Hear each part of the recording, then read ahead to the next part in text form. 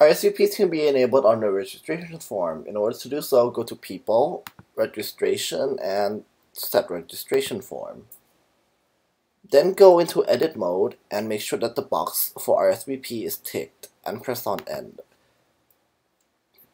What this does is that a question to ask if someone will RSVP will arrive onto the preview form and the registration form that will be filled out.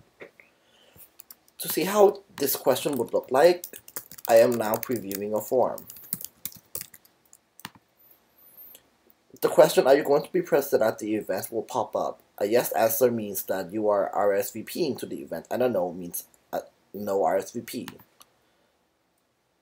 Let's go back to the platform and go to People, View Attendees.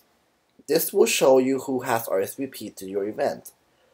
You can enter Edit mode and toggle someone's RSVP manually or disable it.